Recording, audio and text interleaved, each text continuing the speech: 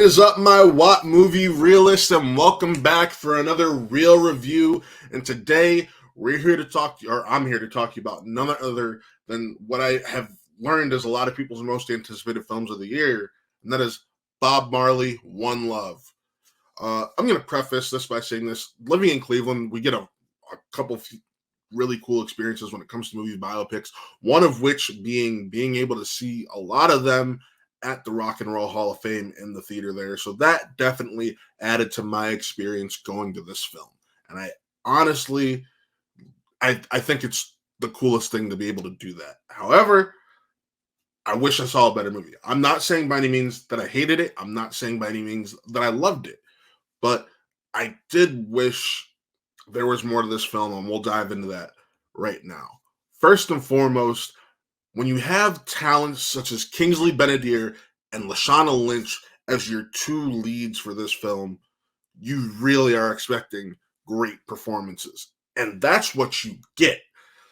I feel like this film is essentially, it's got all of the parts, but they're just not clicking into place. They're not, the cogs aren't moving in general. There's like one off cog, and that's what's holding this entire movie up from reaching its potential of being this great biopic. And at the end of the day, that cog is its screenplay, is its story. And I think it's interesting what they decided to do, because essentially for this biopic about Bob Marley's life, they decided to focus on the years of 1976 to 1978. Everything we see outside of flashbacks, the main story takes place in that, which is when around the time he really blew up after the assassination attempt on his life, and then just really bringing his sound out to the masses and growing an exponential amount from there. What didn't work is essentially this film felt more like they were trying to put out Bob's message of unity rather than telling the story about Bob.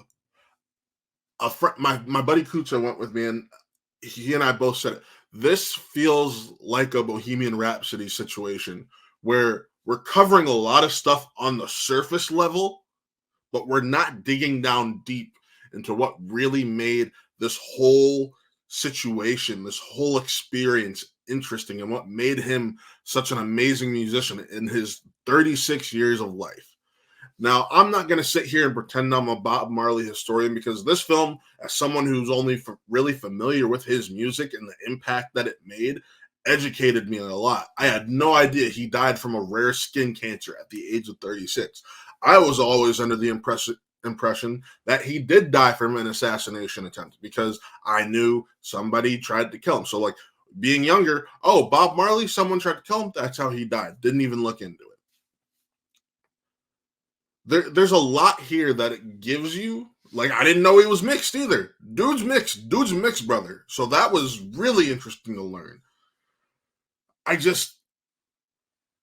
You get a lot of time of him on the road, or him in the studio, or him in the apartment where they're coming up with ideas for music in the apartment he's living at the time while he's in London recording the album.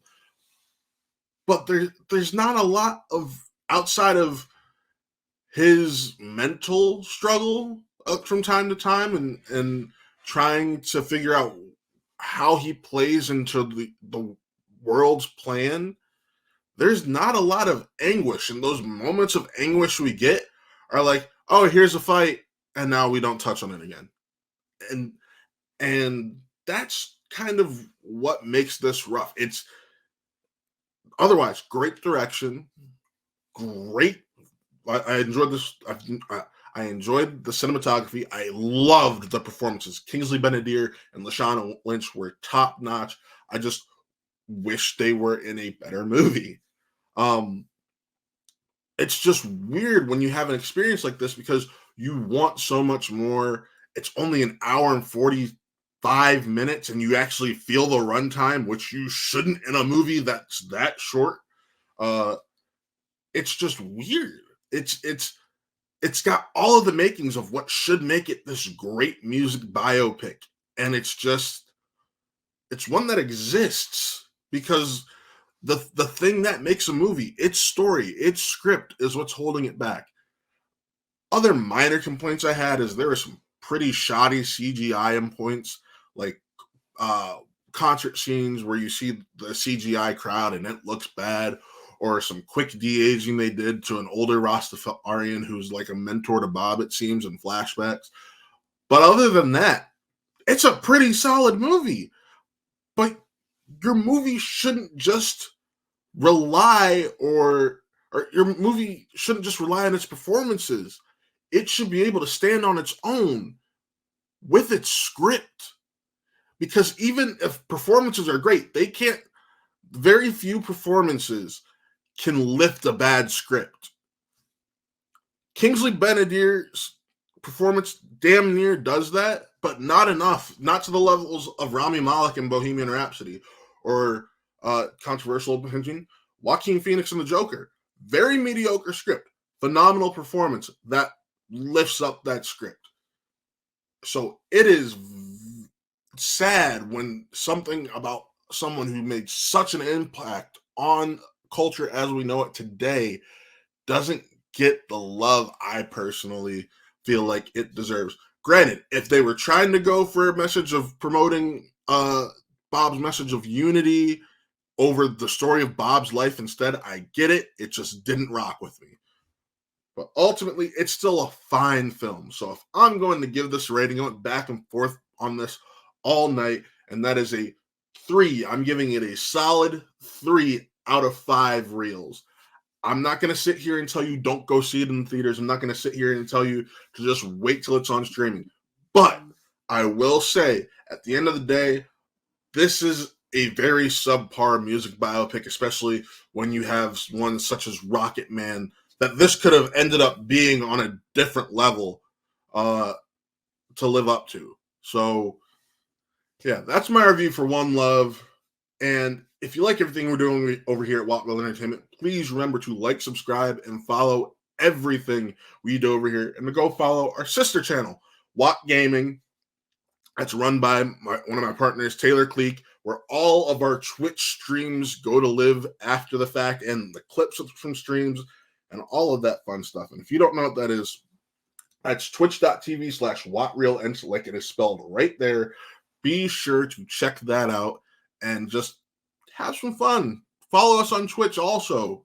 Come watch one of our streams. I'm pretty sure we're going to be streaming Avatar Frontiers of Pandora later tonight.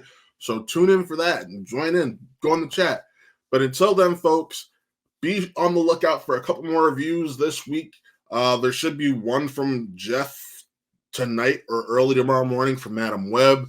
Next week, Dune Part 2's review is going to drop, so be sure to check that out and just have some fun. So signing off, I'm Matt. This was another Real Review, and we'll see you next time.